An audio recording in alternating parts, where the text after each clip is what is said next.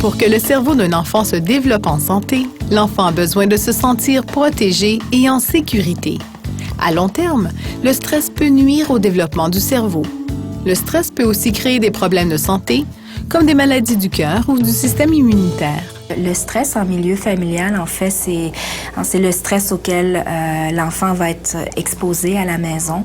Il peut y avoir une multitude de situations qui vont occasionner du stress. Donc, on peut penser à des conflits entre les parents, séparation, divorce. On peut penser à des problèmes financiers, la maladie. On peut penser même à l'arrivée d'un nouveau bébé qui peut occasionner du stress pour les autres enfants. Donc, il y a toutes sortes de situations qui peuvent faire en sorte qu'il y a du stress et on va l'observer chez les enfants. Donc, chez les tout-petits, les nouveau-nés, on peut penser par exemple à un enfant qui pleure plus souvent, un enfant qui aurait de la difficulté par exemple à dormir ou qui refuserait de manger. Ça pourrait être des éléments ou des indicateurs qu'il y a un stress. Et puis, chez les enfants peut-être un petit peu plus vieux, il peut y avoir les mêmes signes, mais il pourrait aussi y avoir des problèmes de comportement qui vont faire surface. Aussi, si on a beaucoup de stress dans les premières années de la vie, ça fait un effet dans l'esprit, dans les pensées, dans les émotions. Et alors, toute la vie est plus difficile. Avant la naissance, si la mère a beaucoup de stress, l'enfant le sent aussi. Le cortisol passe de mère à bébé avant que le bébé est né.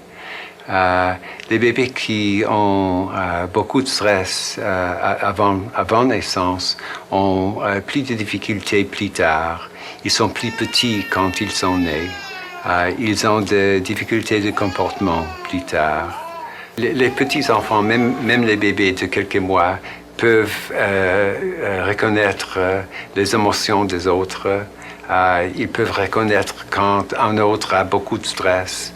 Et si un autre a beaucoup de stress, l'enfant le sent aussi. Je pense qu'il y a deux choses qu'il peut faire s'il y a beaucoup de stress dans la famille.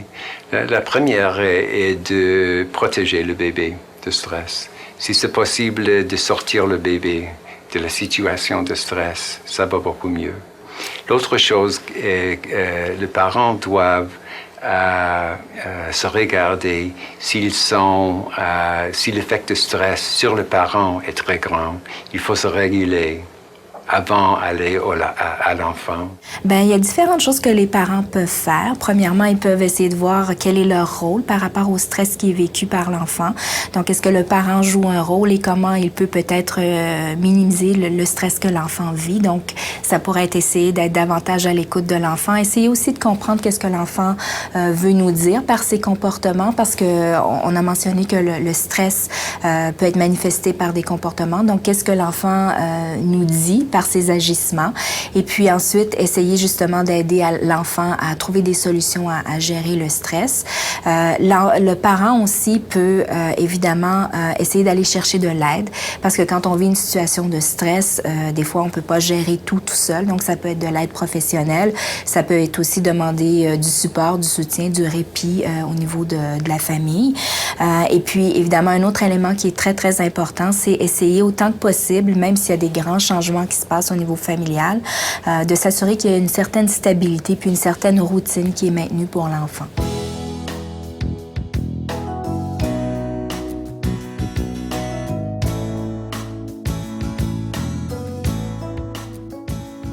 Il n'est pas facile d'être parent. Il est possible d'avoir de l'aide et du soutien. Il existe plusieurs services gratuits pour les futurs parents et les parents ayant de jeunes enfants. Il existe par exemple les programmes Bébés en santé, Enfants en santé, les Centres de la petite enfance de l'Ontario, les Centres de formation au rôle parental et de littératie pour les familles, les programmes d'action communautaire pour les enfants, PACE, le Programme canadien de nutrition prénatale, PCNP, les Carrefours Meilleur Départ, les programmes de ressources familiales et les programmes de formation parentale comme les Années incroyables et Il y a personne de parfait. Pour savoir où obtenir ces services, communiquez avec votre bureau de santé publique ou informez-vous auprès de votre fournisseur de soins de santé.